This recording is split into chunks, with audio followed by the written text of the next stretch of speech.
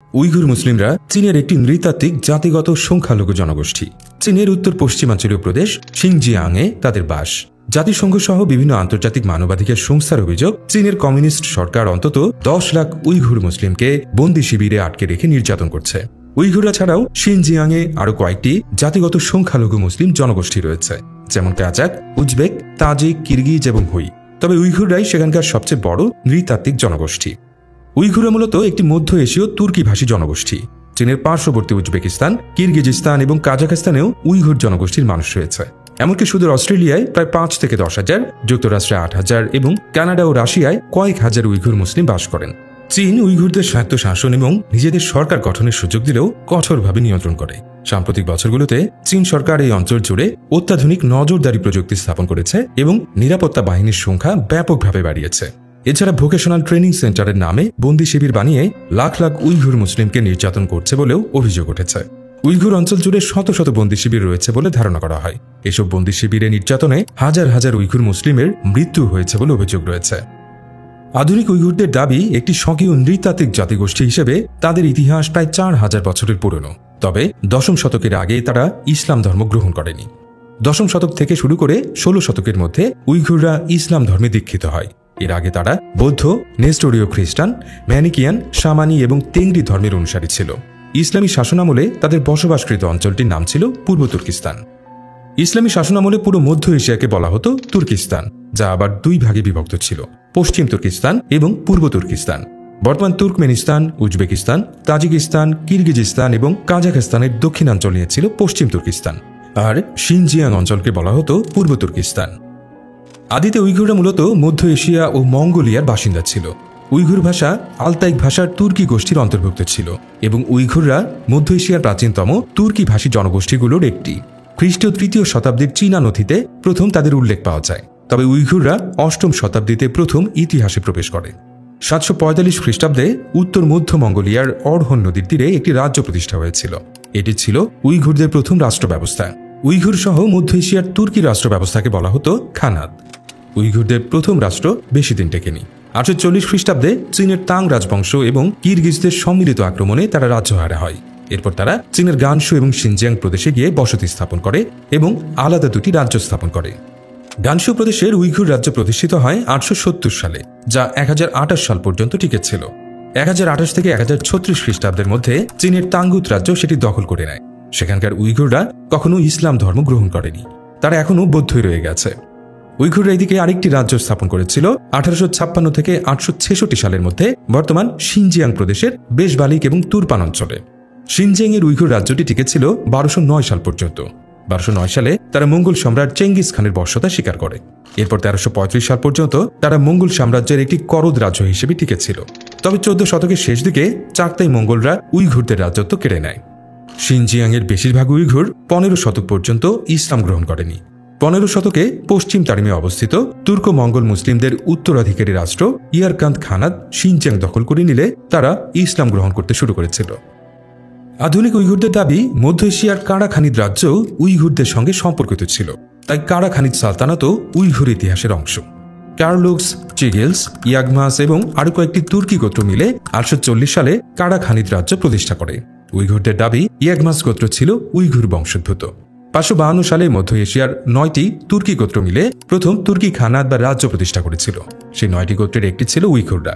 ইতিহাসের ওই প্রথম তুর্কি খানাত 745 সাল পর্যন্ত টিকেছিল।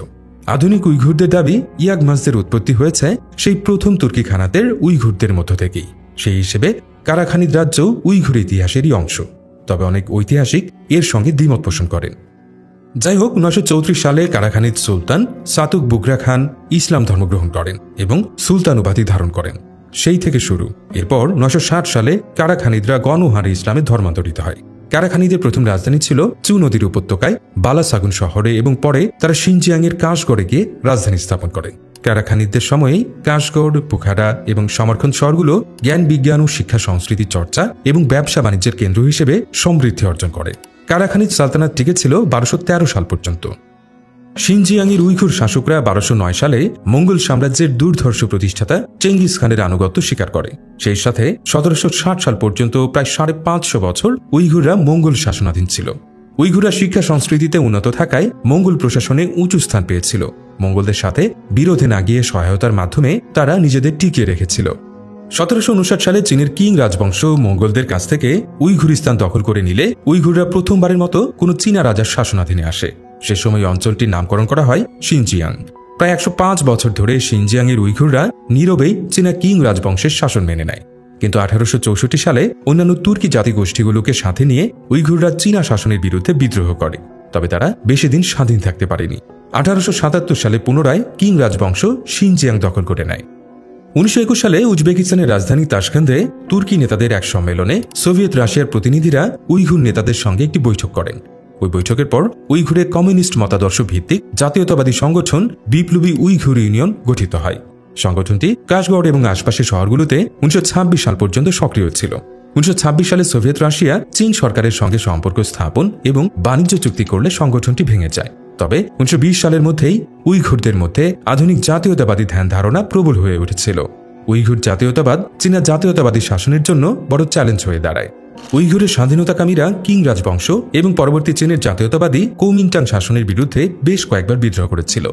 1933 এবং 1944 সালে দুবার উইঘুররা সফলভাবে তাদের স্বাধীনতা পুনরুদ্ধার করে। সোভিয়েত নেতা জোসেফ স্টালিন উইঘুরদের সমর্থন দিয়েছিলেন। 1933 সালে উইঘুররা কাশগড় এবং এর আশপাশের অঞ্চল নিয়ে পূর্ব তুর্কিস্তান প্রজাতন্ত্র গঠন করে স্বাধীনতা ঘোষণা করে, কিন্তু তা মাত্র 1 বছর টিকেছিল। 1934 সালেই জেনারেল মা ঝ্যানচাং এবং মা ফুওয়ানের চীনা মুসলিম সেনাবাহিনী প্রথম আধুনিক পূর্ব তুর্কিস্তান প্রজাতন্ত্রকে উৎখাত করে। এরপর উইঘুররা কিরগিজদের সঙ্গে মিলে বিদ্রোহ করে। তাদের ওই বিদ্রোহের সমর্থন দিয়েছিল সোভিয়েত রাশিয়া এবং মঙ্গোলিয়ার গণপ্রজাতন্ত্র।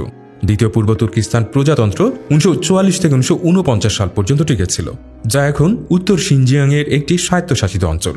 এর নাম ইলিকাজাক অটোনমাস প্রিফেকচার।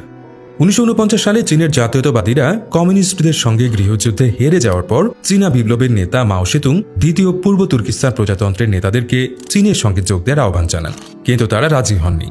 এরপর এক বিমান দুর্ঘটনায় পূর্ব তুর্কিস্তান প্রজাতন্ত্রের প্রতিনিধিদের অনেকেই নিহত হন।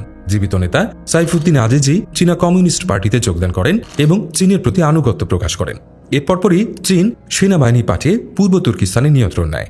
মাও সেতুং দ্বিতীয় পূর্ব তুর্কিস্তান প্রজাতন্ত্রের নাম দেন ইলিকাজাক অটোনমাস প্রিফেকচার। আজিজিকে সেখানকার প্রথম কমিউনিস্ট পার্টির গভর্নর হিসেবে নিয়োগ দেওয়া হয়, আর দক্ষিণ পশ্চিম শিনজিয়াংয়ের উইঘুর অঞ্চলকে শিনজিয়াং উইঘুর স্বায়ত্তশাসিত অঞ্চল নাম দেওয়া হয়। শিনজিয়াংয়ে চীনা কমিউনিস্ট শাসন প্রতিষ্ঠার পর থেকেই উইঘুরদের প্রতি রাষ্ট্রীয়ভাবে বৈষম্য শুরু হয়। 1949 সালে শিনজিয়াংয়ের উইঘুরদের সংখ্যা ছিল ওই অঞ্চলের জনসংখ্যার প্রায় 76%, আর চীনের হান জনগোষ্ঠীর সংখ্যা ছিল মাত্র 6.2%। কিন্তু এরপর থেকে চীনের হান জাতিগোষ্ঠীর মানুষরা শিনজিয়াংয়ে গিয়ে বসতি স্থাপন শুরু করলে উইঘুরদের সংখ্যা কমতে থাকে। বর্তমানে উইঘুররা সেখানকার জনসংখ্যার মাত্র 42%, আর হানরা 40%। হানরা চীনের সবচেয়ে বড় নৃতাত্ত্বিক জনগোষ্ঠী। চীনের জনসংখ্যার 92%ই হান নৃগোষ্ঠীর মানুষ। হানদের এই আগ্রাসী অভিবাসনের বিরুদ্ধে উইঘুররা প্রতিবাদ শুরু করে এবং ফের স্বাধীনতার দাবি তুলতে থাকে, কিন্তু চীন সরকার উইঘুরদের কঠোর হাতে দমন শুরু করে। বেইজিংয়ের কমিউনিস্ট সরকার দীর্ঘদিন ধরেই শিনজিয়াং এবং উইঘুরদের মতো মুসলিম সংখ্যালঘুদেরকে অনগ্রসর জনগোষ্ঠী হিসেবে বিবেচনা করে আসছে। কমিউনিস্ট পার্টির মহা উন্নতির সময়কালে নৃতাত্ত্বিক জাতীয়তাবাদিতা এবং ধর্মকে অগ্রগতির পথে বাধা এবং পশ্চাদমুখী প্রথা হিসেবে চিহ্নিত করা হয়। এরপর 1980 এবং 1990-এর দশকে চীন সরকার উইঘুরদের উপর নৃশংস দমন পীড়ন চালালে স্বাধীনতাকামী উইঘুরদের বিশাল অংশ দেশ ছেড়ে পালিয়ে যায়। 2004 সালে যুক্তরাষ্ট্রে বসবাস করা উইঘুর এবং অন্যান্য তুর্কি নেতারা ফের পূর্ব তুর্কিস্তান সরকার গঠন করে স্বাধীনতার ঘোষণা দেয়। শিনজিয়াংয়ে থাকা অনেক উইঘুরও সেই প্রবাসী সরকারের প্রতি আনুগত্য ঘোষণা করে স্বাধীনতার জন্য গোপন তৎপরতা শুরু করে। উইঘুররা তাদের উপর দমন পীড়নের বিরুদ্ধে প্রায় প্রতিবাদ বিক্ষোভ করত, এমনকি শিনজিয়াং সহ চীনের অন্যান্য অঞ্চলের সরকারি লক্ষ্যবস্তুতেও গোপনে হামলা চালাত। এর ফলে চীন সরকার উইঘুরদের একটি জঙ্গি সন্ত্রাসী জনগোষ্ঠী হিসেবে তকমা দিয়ে সেখানে নিরাপত্তা বাহিনীর কড়া নজরদারি কায়েম করে। পূর্ব তুর্কিস্তান ইসলামী আন্দোলন নামের সংগঠনকে সন্ত্রাসী ঘোষণা করা হয়। এর ফলে চীন জুড়ে ইসলামোফোবিয়াও ছড়িয়ে পড়ে। উইঘুরদের উপর শুরু হয় আরও বর্বর দমন পীড়ন। বিচ্ছিন্নতাবাদী, ধর্মীয় চরমপন্থা এবং আন্তর্জাতিক সন্ত্রাসবাদ কঠোর হস্তে দমনের ঘোষণা দেয় চীন সরকার। 2014 সাল থেকে চীন সরকার শিনজিয়াং জুড়ে ভোকেশনাল ট্রেনিং সেন্টারের নামে শত শত বন্দি শিবির স্থাপন করে। স্বাধীনতাকামী উইঘুরদের ধরে এনে এসব বন্দিশালায় আটকে রেখে কমিউনিস্ট মতাদর্শের দীক্ষা দেওয়া শুরু হয়। বন্দিশালায় উইঘুরদেরকে নিজেদের সংস্কৃতি, ভাষা এবং ধর্মকে ঘৃণা করতে শেখানো হয় বলেও অভিযোগ ওঠে। এমনকি উইঘুরদের নারীদের ধরে ধরে জোরপূর্বক বন্ধা করে দেওয়ার অভিযোগও উঠেছে। তবে চীন বরাবরই এসব অভিযোগ অস্বীকার করে আসছে। 2017 সালে চীনের রাষ্ট্রপতি শি জিনপিং ঘোষণা করেন চীনের সকল ধর্মকে আরও বেশি চীনমুখী হওয়া উচিত। ওই ঘোষণার পর থেকে উইঘুরদের উপর দমনপীড়নও আরও বেড়ে যায় এবং উইঘুর সংস্কৃতি নির্মূল করার চেষ্টার অভিযোগও ওঠে।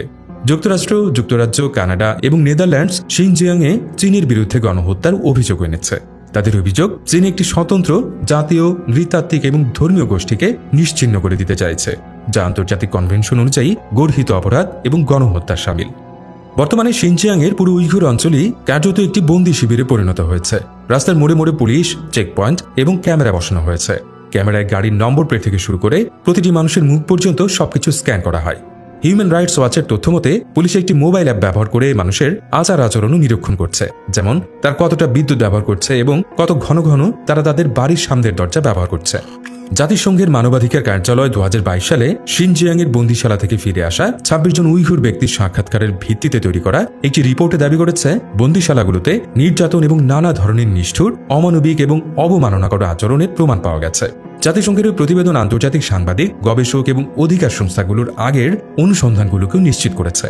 বিভিন্ন অনুসন্ধানে বেরিয়ে এসেছে যে ভোকেশনাল ট্রেনিং সেন্টার নামক বন্দিশালাগুলোতে আটকদের চীন সরকারের প্রতি আনুগত্যের প্রতিশ্রুতি দিতে, ইসলাম ধর্ম ত্যাগ করতে, সেই সাথে কমিউনিজমের প্রশংসা করতে এবং ম্যান্ডারিন ভাষা শিখতে বাধ্য করা হয়। মুক্তি পাওয়া অনেকে সেসব সেন্টারকে কারাগার বলে আখ্যায়িত করেছেন, যেখানে ক্যামেরা এবং মাইক্রোফোনের মাধ্যমে তাদের প্রতিটি গতিবিধি এবং প্রতিটি শব্দ উচ্চারণও পর্যবেক্ষণ করা হতো। নারীরা ধর্ষণ সহ যৌন নির্যাতনের শিকার হওয়ার অভিযোগও করেছেন। মুক্তিপ্রাপ্ত অনেক বন্দী আত্মহত্যার কথা ভেবেছে এবং অন্যদের আত্মহত্যা করতেও দেখেছে। এসব বন্দিশালা আটকদের পরিবারগুলো সমস্যায় পড়েছে। যেসব শিশুর বাবা মাকে ক্যাম্পে পাঠানো হয়েছিল তাদের অনেকেই রাষ্ট্র পরিচালিত এতিমখানায় থাকতে বাধ্য করা হচ্ছে। চীনের বাইরে বসবাসকারী অনেক উইঘুর বাবা মাও কঠিন পরিস্থিতির মুখোমুখি হয়েছেন।